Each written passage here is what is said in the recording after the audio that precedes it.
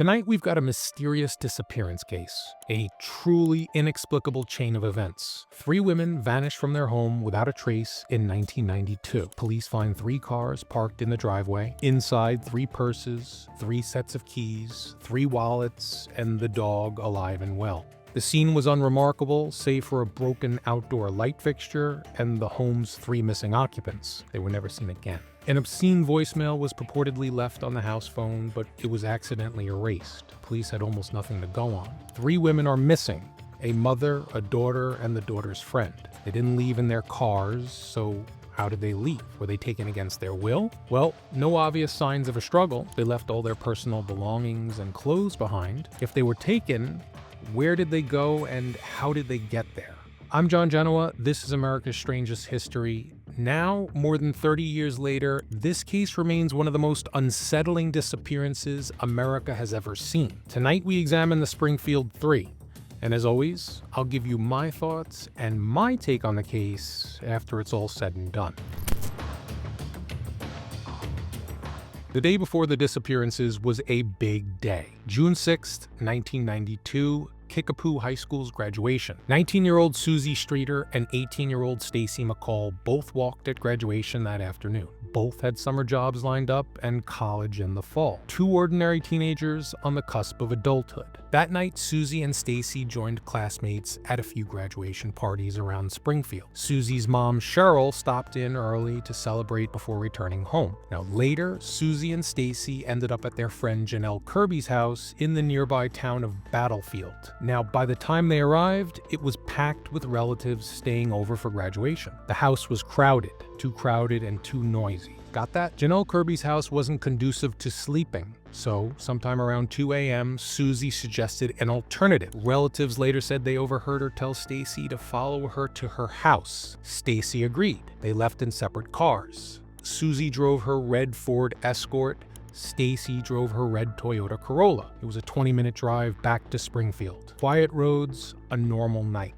Around 2:30 a.m., they pulled into the driveway at 1717 East Delmar Street. Sherrill's blue Mitsubishi Eclipse was already parked under the carport. Remember, she was at the party earlier and then she went home. This is where the trail goes cold. The 3 women were never seen again. By the next morning, June 7th, friends started stopping by the house. Janelle Kirby and her boyfriend arrived first, sometime around 9 a.m. They expected to meet Suzie and Stacy. In fact, they had plans to meet up and spend the day at Whitewater Amusement Park. When they walked inside, something was off. All 3 cars were parked in the driveway.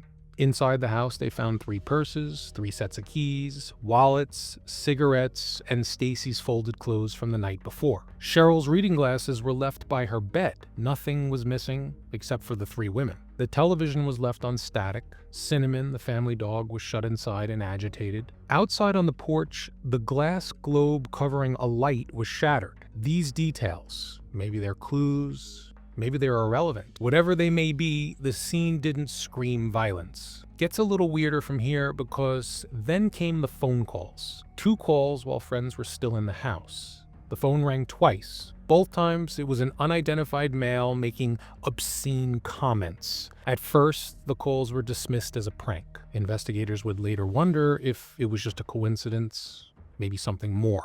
Later that day, Stacy's mother checked the answering machine and found a very strange voicemail. Now, this was the OG of voicemails. Once you listen to it, the message gets erased. So before anyone could record it, the message was gone. It's frustrating because, given the limited evidence and leads in the case, that voicemail message may very well have been an important clue, but now we'll never know. By the time police were finally called in that evening, nearly 20 people had been through the house. Got that? 20 people. Some even clean, like they swept up the broken glass on the porch, they tidied the rooms, they even handled belongings. Now, their intentions may have been good, but they ended up destroying whatever trace evidence may have been left behind. The crime scene, if there ever was one, was gone or highly compromised. Police had almost nothing to go on. The scene offered no blood, no struggle, no forced entry. 3 women are missing, everything else was left behind. As the investigation got underway, strange leads began to surface. Each seemed promising, but each ultimately collapsed under scrutiny. The first was a van. Several witnesses reported seeing a moss green Dodge-type van in the neighborhood that night. One woman claimed she saw a blonde girl in the driver's seat. She was visibly distressed. A man's voice was heard barking orders from the back. Now, it was enough to generate sketches and dozens of tips. Unfortunately, the van was never found and the sighting was never confirmed. Dead end. Then came Robert Craig Cox. He was a convicted kidnapper who was living in Springfield at the time. Years later, he told journalists he knew the Springfield Three were dead and that their bodies would never be found. When pressed, he offered no evidence. Investigators eventually dismissed him as just someone seeking attention. In 2007, a bizarre lead captured headlines. A reporter hired an engineer to run ground-penetrating radar on the parking garage at Cox South Hospital. The scan showed 3 anomalies roughly the size of human graves. It looked like the mystery might finally break, but police quickly determined that the garage was built more than a year after the disappearance. Digging was never approved, so the lead went cold. The FBI's profile was pretty simple. One man, armed with a gun, could have controlled 3 women at once, somehow managed to obtain the 3 women's silent compliance. No struggle. It sort of fits the evidence, or lack of it, I guess. Now, decades later, the case file looks pretty much the same. A bunch of false starts and dead ends. Still no trace of Sherrill Levitt, Suzie Streeter, or Stacy McCall. More than 30 years later, the case of the Springfield Three is still unsolved. No arrests, no bodies, no closure for the families. Investigators still field tips, and the Springfield Police Department says the file is still technically open. Every new lead circles back to the same place. Nowhere. Theories range from a targeted abduction by someone they knew to a random predator who maybe saw an opportunity. Some think the 3 women stumbled onto something they weren't supposed to see. Others think it was a lone offender who managed to control them all in the dead of night. The truth is unclear. We know very little. 3 cars, 3 purses, 3 people, broken glass, folded clothes, cigarettes. Also, a community still waiting for answers. Here's what I think happened. The abduction likely occurred shortly after Suzie and Stacy changed into their sleepwear. So there was a period of time after they returned home that they went about their normal business getting ready for bed. Reasonable to assume it happened when they were asleep. We know Stacy didn't bring a bag, just the clothes on her back. Her party outfit was folded neatly inside the house. This tells me she changed for bed. She took the extra step to fold her clothes nicely because likely she intended to wear them the next morning. Right now, I see 3 women who were taken by surprise while they slept. They were compelled to leave the home wearing nothing but sleepwear. Remember, they left all their personal belongings behind. Sherrill was a smoker. She never went anywhere without her cigs. They were left behind along with the wallets and the purses. This makes me lean more towards the abduction theory. Sherrill's reading glasses tells me a few things. They were left by the bed, which suggests to me she'd already settled in for the night. No signs of preparation to leave, hurried or otherwise. Purses, keys, cigarettes, wallets, everything you'd take if you were leaving. It was all there.